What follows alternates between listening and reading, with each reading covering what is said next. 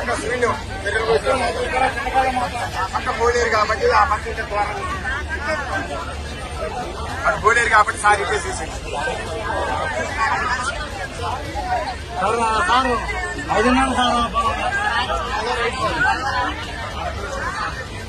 ఆ నీళ్ళు తీసుకుపోయినప్పుడు మొత్తం సీల్ చేసి పడేశారు.